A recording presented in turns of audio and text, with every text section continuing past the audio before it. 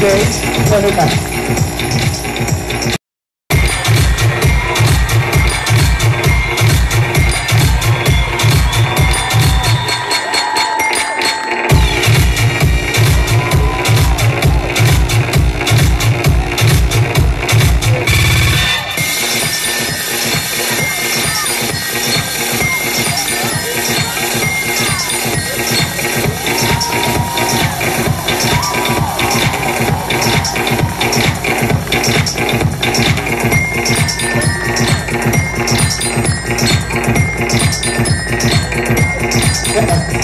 DJs, turn it up.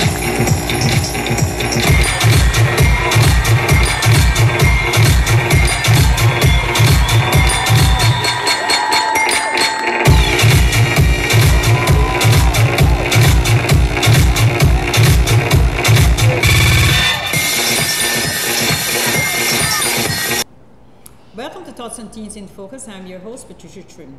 Today we are at the Flatbush, Brooklyn Public Library, and we are having a seminar here for Parents and Child Relationship Seminar. And our topic of discussion will be family dynamics for youth empowerment through positive enhancing values. Our guest speaker is Sherry Fraser, District Manager of Community Board 17.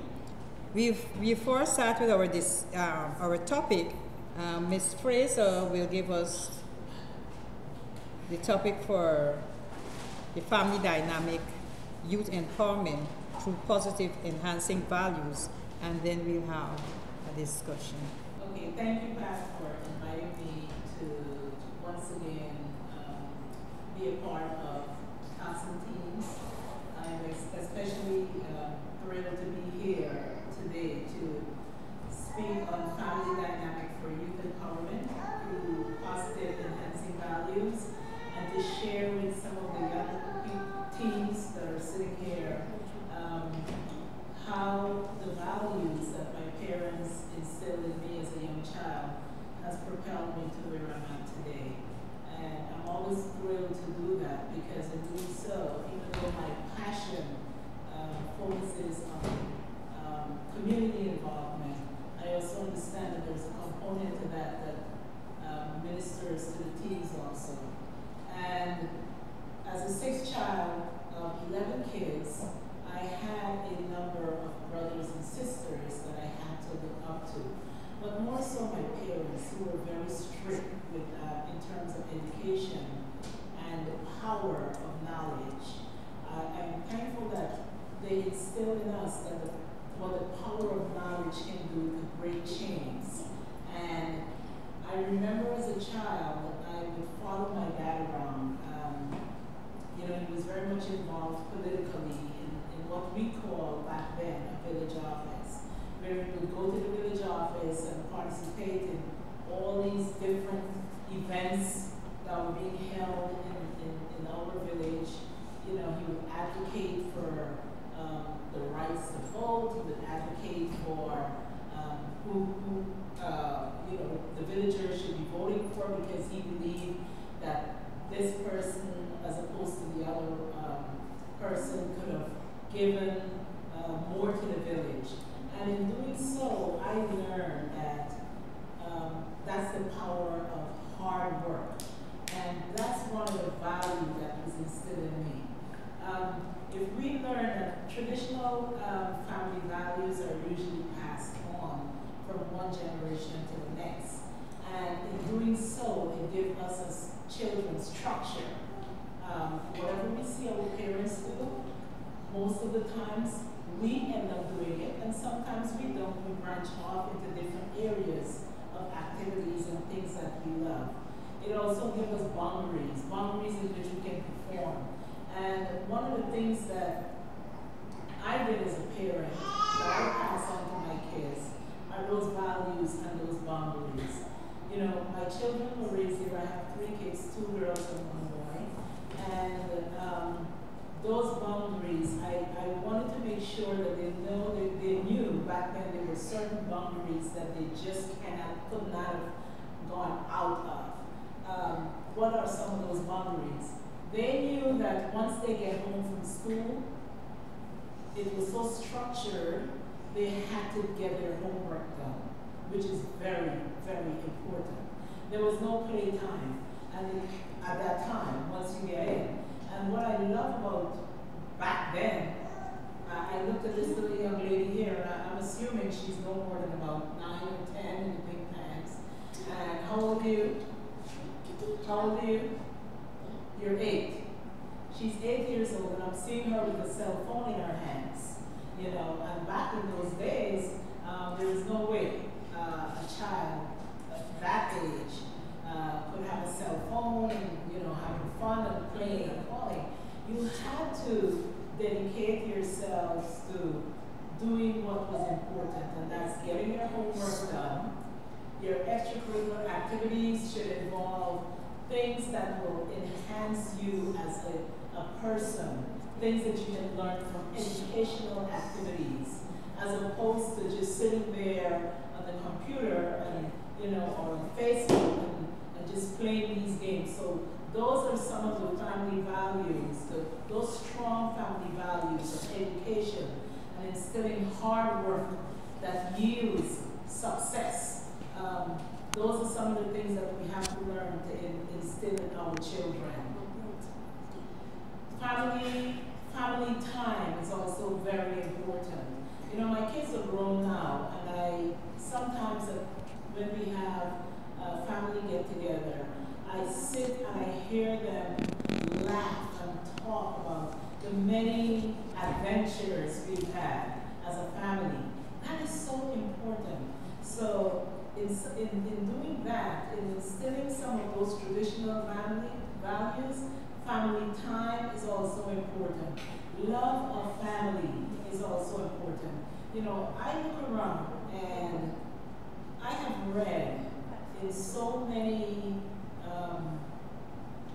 maybe newspapers, novels, you know, people write, authors writing about love of family.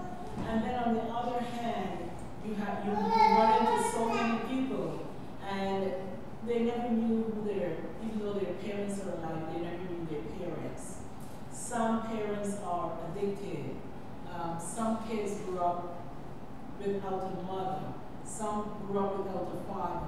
Some grew up on the streets, right here in New York City.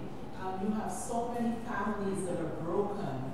And I take a lot of pride in knowing that my family, my mom, my dad, they created this environment for us that taught us that regardless of what happens in your life, you are loved by us. And I believe that's a very important structure that should be in place in the family, and let kids know that regardless of what's going on around them, regardless of society, because the kids that, when I grew up in Guyana, we're in a different society right now. You know, children are encountering so many distractions in their lives, and sometimes it becomes very difficult for them to stay focused on their goals. But it starts in the home. You have to let our kids know that that foundation of love, that foundation of support is there. And I heard Chantel talk about the spiritual aspect of it. I did not have any time for myself on Sundays. I was a Sunday school teacher also. I grew up in the Sunday school. I taught Sunday school as a young girl. I was maybe 15, 16 years of age. I was teaching Sunday school classes.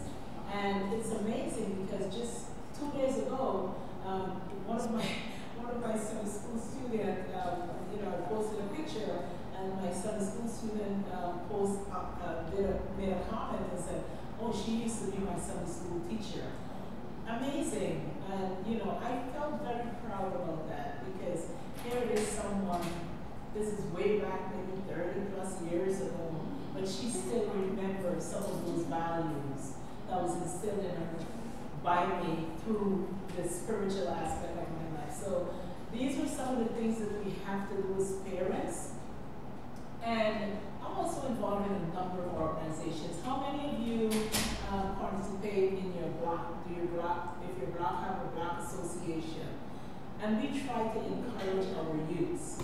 In my block association, we do not purchase holiday greeting cards. We allow our kids on the block to create our cards every year. And then we choose a card, a winning card, and that card is produced and circulated to the residents of the whole block. This is a way of encouraging children's talent. You know, we have some fantastic, some phenomenal artists on our block. And if you drive through our block and you see our banners on the block, that's a drawing from one of the young people on our block.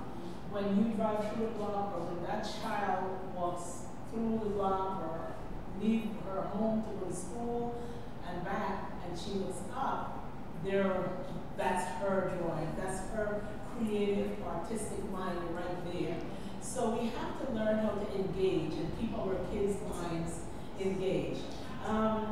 We also have to, kids have to learn to be responsible. You know, I was very big on purchasing not the most outrageously expensive things for my children, but within my means and my budget. And if your parents purchase something for you, you know, you have to learn how to be responsible.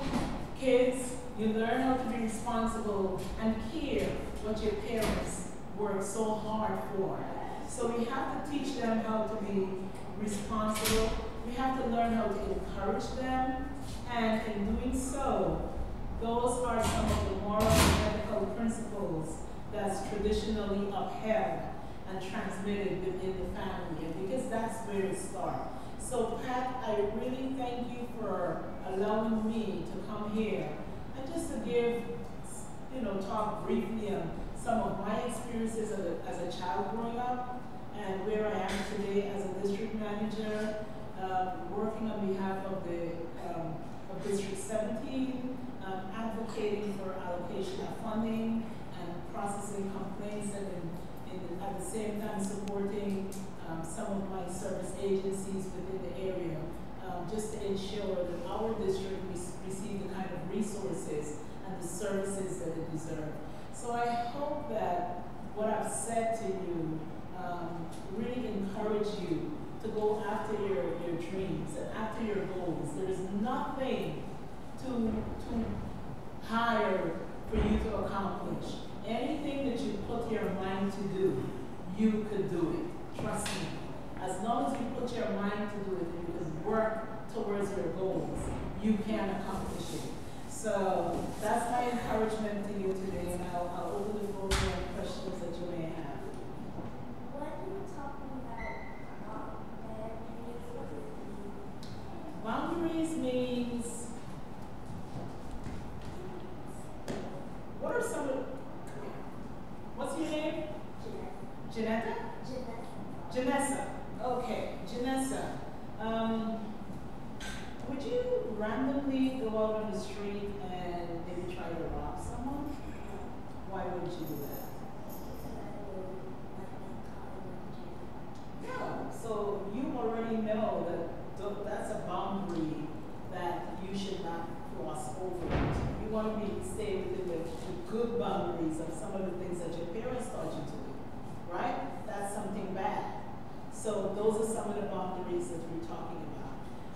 When you try to go beyond what you were taught, you know, it's the same thing my parents taught me. My parents taught me to be a good citizen. And so those are some of the values instead of me. I try to live up to it. And I try not to cross over to the other side, because I was taught that if you cross over into those boundaries, your career or your life may end. Okay, so your mom wants you to go to school, she wants you to be a good girl, she wants you to listen to your teacher, and have dreams and work towards those dreams. Work towards what you would like to become. Or what would you like to be when you grow up? Yeah, you want to be a singer. So you're going to pursue some of those, some of the things it takes for you to become a singer. You're going to go to voice lessons, so you can learn to sing or learn to breathe. I think there's a breathing aspect to singing. and you're going to do whatever it takes for you to be a singer. All right? So that's what we'll be talking about boundaries, not going beyond what you were taught, the bad things.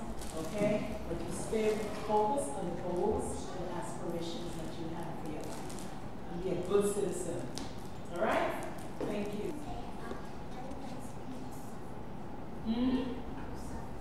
Why do people suffer? I wish I knew. You know, sometimes people suffer because of their own doing, and sometimes we have no control over some of the things that we encounter in life. Suffering comes in so many different aspects. You know, you suffer financially, you suffer through sickness. So, and some of it we have no control over it.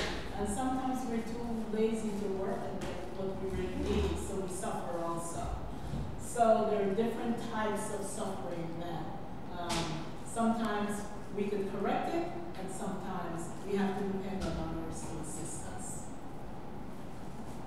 I wish I could answer why it happens. I don't know. Yes. So you're speaking about the extracurricular activities. So I wanted to know how you feel about schools having them. So instead of going out and hanging out with your friends, if the school says, "Oh, you have this option to take this class," and I want to do that. How do you feel about that? Is it like a distraction to your work, or do you feel that it's okay because the school? You know, I believe both the schools and the parents. I believe extracurricular activities should be within the schools and at home. In my capacity, you know, I also prepare a yearly capital and expense budget request that I submit to the City Office of Management and Budget. And one of the things that we requested last year was to, we requested to have a program in one of the schools in our communities where when kids' parents are, when it's a holiday, when schools are closed, it allowed kids to even be in the school on that day, where parents would feel, you know, that their kids are in a safe environment learning something. How do I feel about it? Very passionate.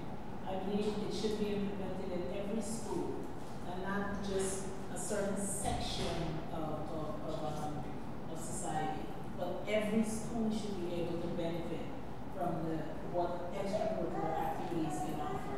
You know, I wish that it implemented back into the school. When I was growing up, we had sewing classes, we had knitting classes, we had cooking classes. So it's not just learning from the book, but we also trying to enhance some of the skills that the kids have. So I'm very passionate about it and I'm for it, and I believe parents need to also focus on that. And I know that financially, not every parent can afford to have their kids enrolled in some of these courses or classes.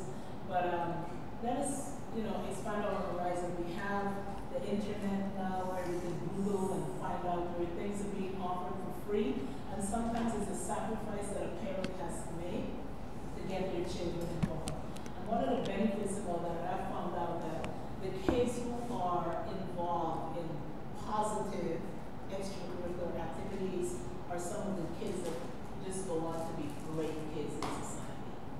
So yes, I support it. And thanks for your question. That was also my other question. How do you feel about the financial issues where, as in private schools or independent schools, you see all of those classes, but then you'll get to public schools and doesn't too much opportunity. And that is why I encourage parents to get out there and vote. You know, vote. Voting is very important. You know, we learn about the census, and I'm sure some of you heard of the census. And when you hear of the census, stand up and be counted. Because depending on how many people are counted, that's the amount of resources that comes into a community. So when we refuse to vote, when we refuse to stand up and be counted, we're robbing our communities of value of resources that can be filtered down to our children and make a positive effect on our kids' lives.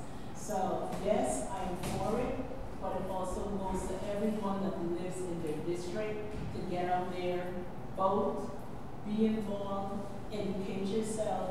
You know, right now we have a very important election. I'm not here to tell you who you should vote for, but as kids, I truly believe we need to teach our kids to learn the importance of voting.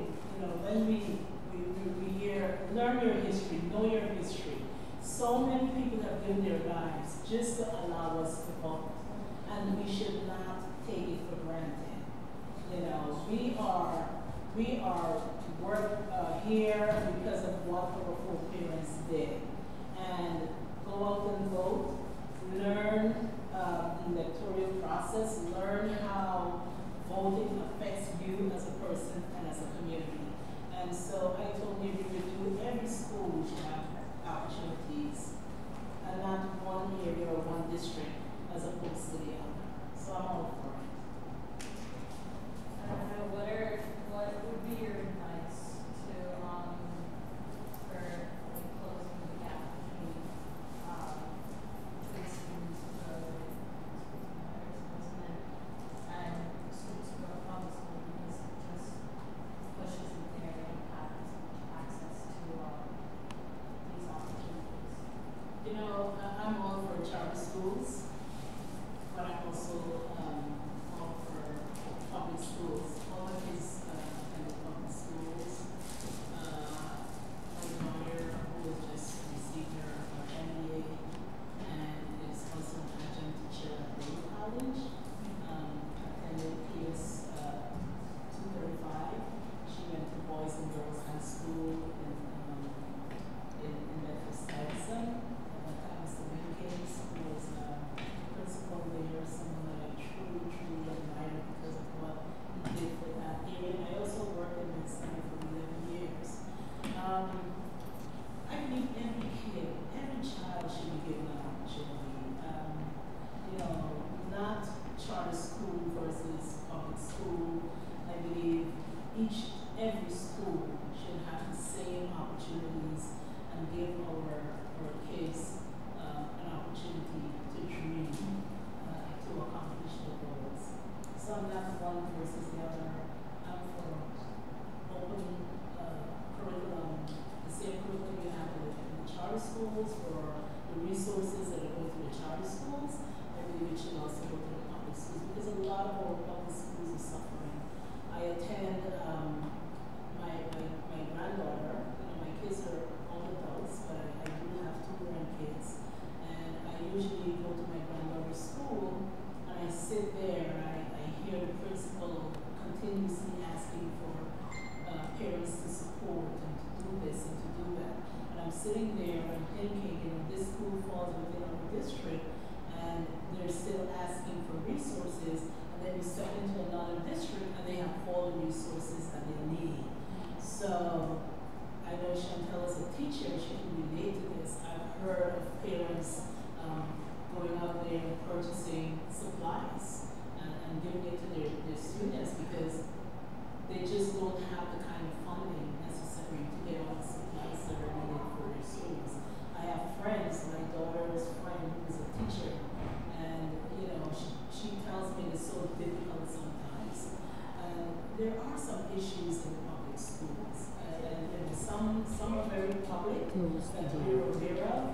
I'm hopeful that our mayor and the Department of Education, with the new fiscal year, will allocate the kind of funding necessary to bring all schools up to par and not take for granted some of the schools, the public schools in our area that they're now proposing to turn into charter schools, which is a disadvantage to some of the other kids that are in the community. So that's my take on that. So I want to share how you feel about the diversity issue because I go to private school and the majority of the kids there are high-end white students, and then you have the minority, which is some other races, Hispanic, Black, and then there's this awkward gap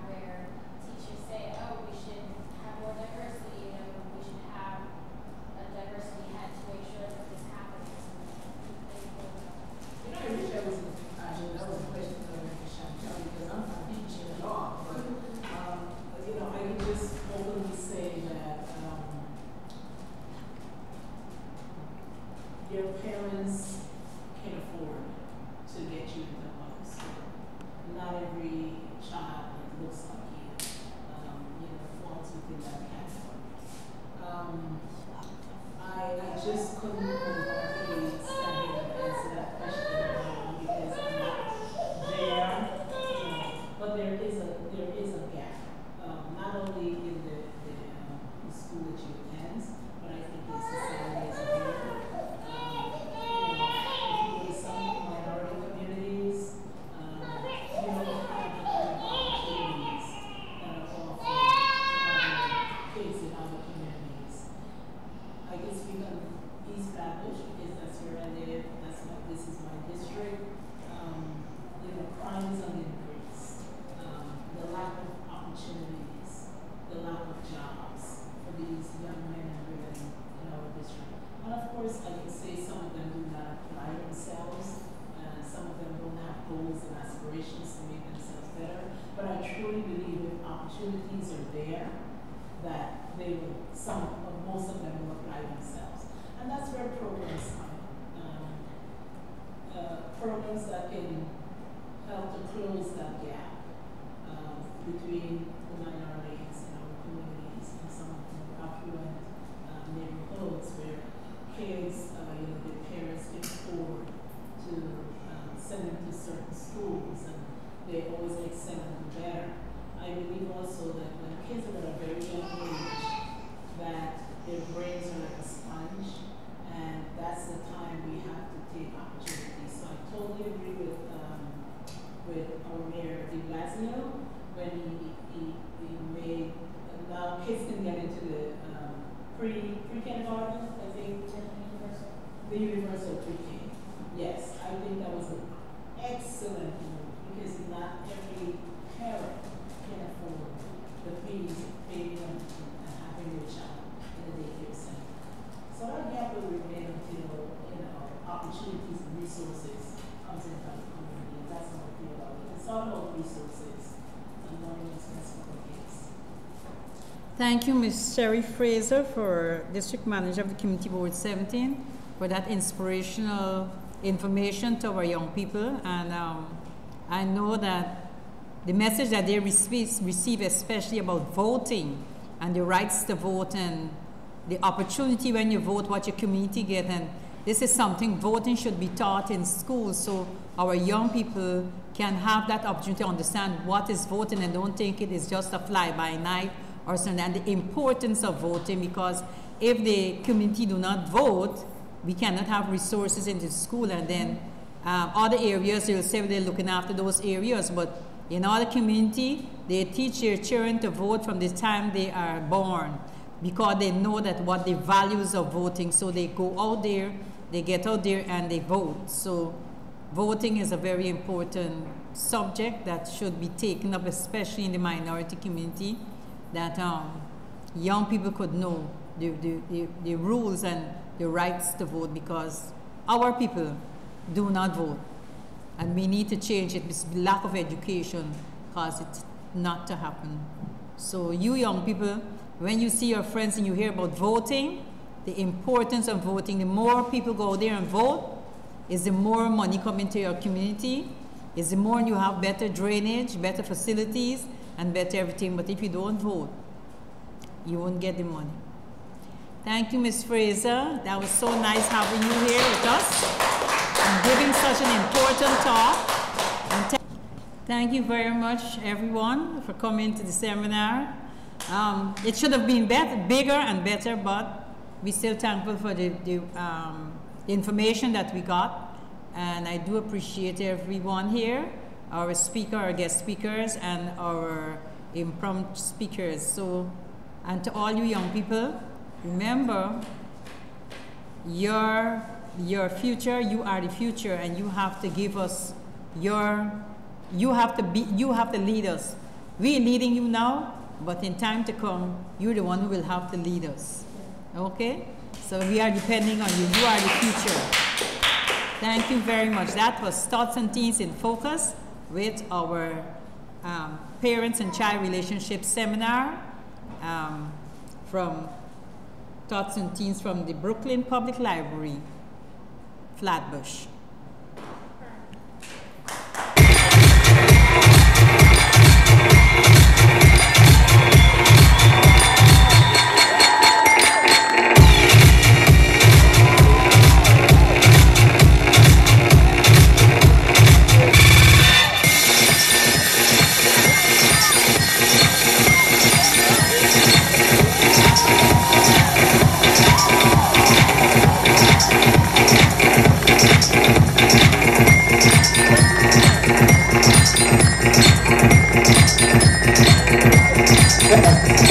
DJ, turn it up.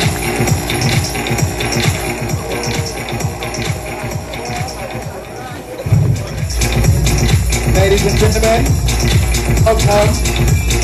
Strong J, kiss my mic. Don't embarrass me. Welcome, Tots, Brooklyn Garden. Then we mic.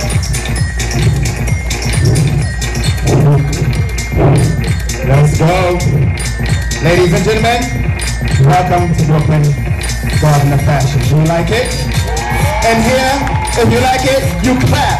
And if you don't like it, you clap. Now let me give you how we work.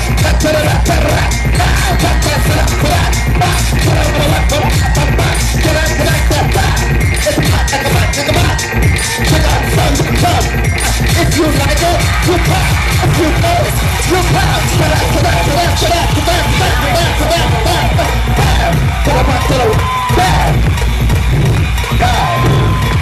Let me turn it up more. If you're in the building and you think you're a diva, let me see you serve this runway. They know what is what, but they don't know what is what. Bring it on. It's the noise. They know what is what, but they don't know what is what. They just strut. What the fuck? They know what is what, but they don't know what is what. They just strut. What the fuck? What the fuck? What the fuck? What the fuck?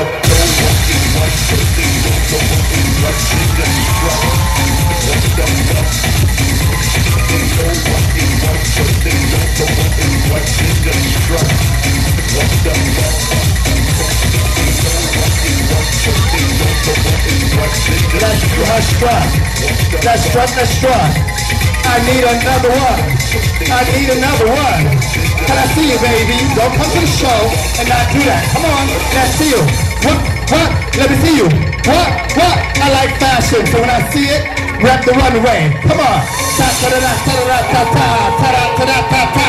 What? Serve the runway like a diva if you don't know what.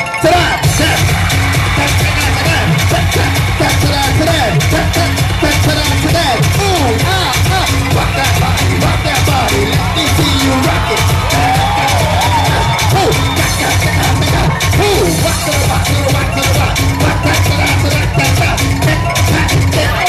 If you wanna rock like this.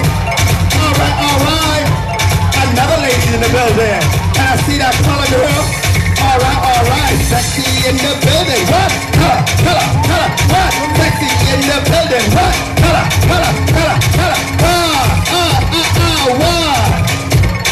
Ladies and gentlemen, this is Brooklyn Garden of Fashion presented by Strong J Model Management. And every few minutes I will call you out because everybody